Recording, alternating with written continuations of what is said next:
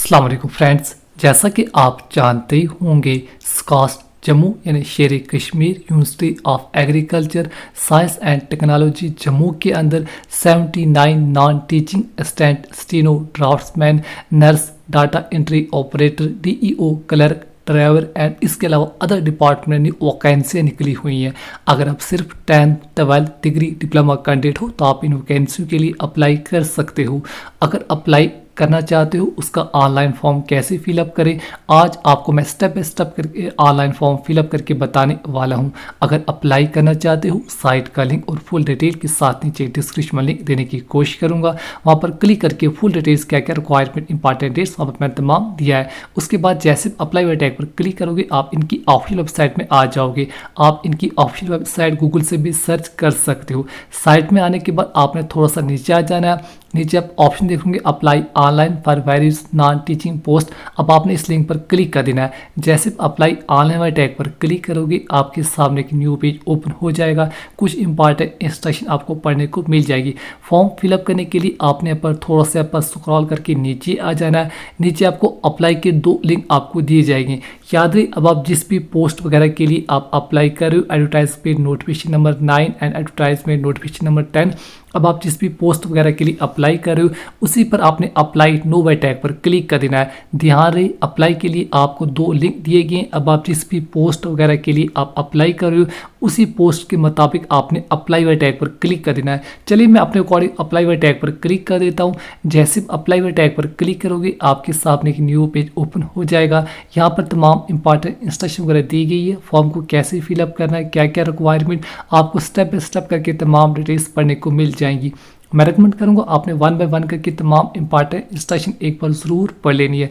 तमाम important instruction पढ़ने के बाद आपने नीचे लास्ट पर आ जाना है। आपको 1 2 3 4 5 6 7 8 9 टोटल 18 स्टेप आपको दिएगी। आप 1 बाय 1 करके तमाम स्टेप पढ़ सकते हो। उसके बाद आपने नीचे रजिस्टर वाले टैग पर क्लिक कर देना है।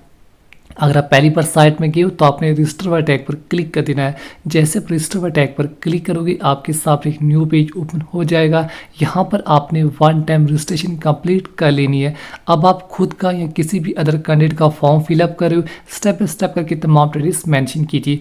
फर्स्ट कॉलम में जिस भी कैंडिडेट का फॉर्म फिलअप करे उस कैंडिडेट का अपने नाम मेंशन कर देना है। ध्यान रहे, फर्स्ट कॉलम में सिर्फ फर्स्ट नेम मेंशन करने के बाद अगर आपका कोई भी मिडिल नेम है तो आपने मिडिल नेम को अलग से मेंशन करना है। अदरवाइज मिडिल नेम को ब्लैंक छोड़ के लास्ट कॉलम में लास्ट नेम आपने मेंशन करना है। ध्यान रहे, नाम आपने वही मेंशन करना है जो आपकी 10th क्लास की मार्कशीट पर मेंशन होगा। फर्स्ट नेम अलग से, मिडिल नेम अलग से और लास्ट कॉलम में लास्ट नेम मेंशन करने के बाद नेक्स्ट जिस भी कैंडिडेट का फॉर्म फिलअप करे उसका अपने फादर नेम मेंशन कर देना है। ध्यान रहे, फादर नेम भी आपने वही मेंशन करना है जो आपकी 10th क्लास की मार्कशीट पर मेंशन होगा। फादर नेम मेंशन करने के बाद थर्ड कॉलम में अपना मदर नेम आपने मेंशन कर देना है। मदर नेम भी आपने वही मेंशन करना है जो आपकी 10th क्लास की मार्कशीट पर मेंशन होगा। मदर नेम मेंशन करने के बाद नीचे DOB यानी डेट ऑफ बर्थ आपने मेंशन कर देनी। अब आप खुद का या किसी भी अदर कैंडिडेट का फॉर्म फिलअप करे उसी की डेट ऑफ बर्थ आपने मेंशन कर देनी है। Date, month and year of birth भी आपने वही मेंशन करनी है जो आपकी 10th क्लास की मार्कशीट पर मेंशन होगी। ध्यान रहे, आपका नाम, parentage and date of birth आपने वही मेंशन करना है जो आपकी 10th क्लास की मार्कशीट पर मेंशन है। अदरवाइज आपका फॉर्म रिजेक्ट भी हो जाएगा। इसके अलावा मेल फीमेल आप अपने अकॉर्डिंग सेलेक्ट कीजिए। बोथ मेल एंड फीमेल आप इन पोस्टों के लिए अप्लाई कर सकते हो। मेल फीमेल सेलेक्ट करने के बाद नीचे जिस भी कैंडिडेट का फॉर्म फिलअप करे उसके अपने ईमेल आईडी को मेंशन कर देना है। ईमेल आईडी मेंशन करने के बाद जिस भी कैंडिडेट का फॉर्म फिलअप करे उसका अपने 10 डिजिट मोबाइल नंबर मेंशन कर देना है। ध्यान रहे, ईमेल आईडी मोबाइल नंबर आपने ठीक ठीक से मेंशन करने हैं। इसी ईमेल आईडी इसी मोबाइल नंबर पर आपको तमाम इन्फॉर्मेशन बाद में दी जाएगी। ईमेल आईडी मोबाइल नंबर आप दोबारा से एक बार ज़रूर चेकआउट कीजिए। ईमेल आईडी मोबाइल नंबर आप बिल्कुल ध्यान से मेंशन करने के बाद नीचे आपने अपनी मर्जी को भी यूज़र नेम यहाँ पर क्रिएट कर लेना है। यूज़र नेम में आप कुछ भी रख सकते हो, अपना नाम वगैरह जो भी आप रखना चाहो रख सकते हो। यूज़र नेम आपने नोट डाउन कर लेना है। आप इसी यूज़र नेम के ज़रिए बाद में कभी भी लॉगिन कर सकते हो। यूज़र नेम में आप कुछ भी मेंशन कर सकते हो, लेकिन मैं रेकमेंड करूँगा यूज़र नेम को आपने नोट डाउन कर लेना है। नीचे अपने अपनी मर्जी को भी पासवर्ड क्रिएट करने के बाद दोबारा से कन्फर्म पासवर्ड में उसी पासवर्ड को आपने दोबारा से रिपीट कर लेना है। अब आप इसी यूज़र नेम इसी पासवर्ड के ज़रिए बाद में कभी भी लॉगिन कर सकते हो। उसके बाद आपने रजिस्टर वाले टैग पर क्लिक कर देना है। रजिस्टर वाले टैग पर क्लिक करने से पहले नाम, father name, mother name, date of birth, email ID, mobile number, user name आप एक बार ज़रूर चेकआउट कीजिए। अगर तमाम डिटेल्स ठीक है तो आप रजिस्टर वाले टैग पर क्लिक कर देना है। जैसे रजिस्टर वाले टैग पर क्लिक करोगे यूज़र रजिस्टर सक्सेसफुली आपको शो हो जाएगी। आपकी वन टाइम रजिस्ट्रेशन यहाँ पर कंप्लीट हो जाएगी। अब आपने लॉगिन करके बाकी फॉर्म फिलअप करना पड़ेगा। लॉगिन करने के लिए आपको सामने ऑप्शन दिया गया क्लिक टू लॉगिन। अब आपने क्लिक वाले टैग पर क्लिक कर देना है। क्लिक टू लॉगिन, जैसे आप क्लिक टू लॉगिन वाले टैग पर क्लिक करोगे अब आपके सामने न्यू पेज ओपन हो जाएगा। अब आपने लॉगिन करके बाकी फॉर्म फिलअप करना पड़ेगा। लॉगिन करने के लिए आपसे यूज़र नेम एंड पासवर्ड मांग रहा है। जो ईमेल आईडी आपने मेंशन की है उस पर आपको user name and password send किया है। User name and password fill up करने के बाद नीचे अपने लॉगिन वाले टैग पर क्लिक कर देना है। जो यूज़र नेम एंड पासवर्ड आपने पहले क्रिएट किया था वही फिलअप करने के बाद जैसे लॉगिन वाले टैग पर क्लिक करोगे अब आप इस डैशबोर्ड में लॉगिन हो जाओगे। यहाँ पर आपका नाम, father name, mother name, date of birth आपको शो हो जाएगी। चलिए फॉर्म फिलअप करने के लिए आप नीचे लास्ट पर आ जाना है। लास्ट पर आने के बाद आप नीचे आपको ऑप्शन दिया जाएगा नो अप्लाई नो। अब आपने अप्लाई नो वाले टैग पर क्लिक कर देना है। जिस भी पोस्ट वगैरह के लिए अब आप अप्लाई करना चाहते हो आपने अप्लाई वाले टैग पर क्लिक कर देना है। जैसे अप्लाई नो वाले टैग पर क्लिक करोगे आपके सामने एक न्यू पेज ओपन हो जाएगा। यहाँ से आपने स्टेप बाय स्टेप करके बाकी पूरे फॉर्म को कंप्लीट कर लेना है। चलिए थोड़ा सा पर नीचे आ जाते। नीचे आने के बाद आपने स्टेप बाय स्टेप करके पूरे फॉर्म को कंप्लीट कर लेना है। सबसे पहले अब आप किस पोस्ट वगैरह के लिए अप्लाई करें उस पोस्ट को आपने मेंशन कर देना है। याद है जहाँ से आपने अप्लाई किया था वहाँ उसी के मुताबिक आपको यहाँ पर पोस्ट यहाँ पर शो हो जाएंगी। अब आप जानते होंगे अलग अलग डिपार्टमेंट अलग अलग वैकेंसी निकली हुई हैं। अब आप जिस भी पोस्ट वगैरह के लिए अप्लाई कर रहे हो उसी पोस्ट को आपने मेंशन कर देना। याद रही आप अपनी एजुकेशन क्वालिफिकेशन के मुताबिक ही पोस्ट के ऊपर मेंशन कीजिए। जो अप्लाई वाला टैग आप लिंक आपने सेलेक्ट किया होगा उसी के मुताबिक आपको पोस्ट यहाँ पर शो हो जाएगी। पोस्ट आप अपने अकॉर्डिंग मेंशन कीजिए। हर एक पोस्ट के लिए अलग अलग क्वालिफिकेशन मांगा गया है। आपका नाम, father name, date of birth, mobile number, email ID जो आपने पहले मेंशन किया था आपको यहाँ पर शो हो जाएगा। अगर कुछ भी एडिट वगैरह करना चाहो कर सकते हो। नीचे आने के बाद अब आपने वन बाय वन करके फुल लोकल एड्रेस मेंशन कर देना है। अब आप खुद का या किसी भी अदर कैंडिडेट का फॉर्म फिलअप करो। पहले लोकल एड्रेस उसके बाद पिन कोड आपने मेंशन कर देना है। याद रही एड्रेस आपने वही मेंशन करना है जो आपके डोमिसाइल वगैरह पर मेंशन होगा। तमाम एड्रेस मेंशन करने के बाद अगर आपका parameter address corporate address same है तो आपने सेम एज ओवर टैग पर क्लिक कर देना है। इन केस अगर आपका अलग से है तो आप अलग करके भी मेंशन कर सकते हो। अलबत्ता मेरे केस और मैक्सिमम कैंडिडेट के यहाँ पर सेम ही होगा। एड्रेस डिटेल बिल्कुल ध्यान से मेंशन करने के बाद PR या डोमिसाइल आप जम्मू एंड कश्मीर आप यस वाले टैग पर क्लिक कर दें। पर मैक्सिमम मेरे केस में पर UT आप जम्मू एंड कश्मीर के डोमिसाइल है तो पर मैक्सिमम पर यस ही आएगा। इसके अलावा अगर आपके पास कोई भी कैटेगरी है SC ST RBA तो आपने कैटेगरी को ज़रूर मेंशन कर देना है। अदरवाइज आप जनरल यानी ओपन कैटेगरी में मेंशन कर सकते हो। याद रही अगर आप इनमें से कोई भी कैटेगरी आपके पास अवेलेबल है तो आपने कैटेगरी को ज़रूर मेंशन कर देना है। अदरवाइज आप जनरल यानी UR reserve open category form को फिलअप कर सकते हो। अगर आपके पास कोई भी कैटेगरी है तो आप कैटेगरी को ज़रूर मेंशन कीजिए। अदरवाइज आपने ओपन कैटेगरी चूज़ कर लेना है। इसके अलावा अगर आप एक्स सर्विसमैन कैंडिडेट हो तो आप जरूर यस मेंशन कीजिए। अलबत्ता मैक्सिमम और मेरे केस में पर नो ही आ रहा है। इसके अलावा अगर आप फिजिकल चैलेंज कैंडिडेट हो तो आप ज़रूर यस मेंशन कीजिए। अदरवाइज आपने यहाँ पर भी नो ही मेंशन कर देना है। नीचे आपने आधार कार्ड या फिर पैन कार्ड या फिर पासपोर्ट इनमें से कोई भी एक डॉक्यूमेंट पर सेलेक्ट कर लेना है जो डॉक्यूमेंट आपके पास अवेलेबल है। चलिए मेरे केस में आधार कार्ड अवेलेबल, मैं आधार कार्ड को ही सिलेक्ट कर रहा हूँ।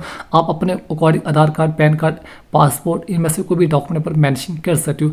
अब आपने जो डॉक्यूमेंट आपने सिलेक्ट किया उसी डॉक्यूमेंट के नंबर आपने मेंशन कर देने। इन केस अगर आपने आधार कार्ड सिलेक्ट किया तो आपने आधार कार्ड के 12 डिजिट यहाँ पर मेंशन कर देने। आधार कार्ड 12 डिजिट मेंशन करने के बाद अदर डिटेल्स आपको वन बचे मेरे केस में पर सर्विस यहाँ पर नो ही आ रहा है।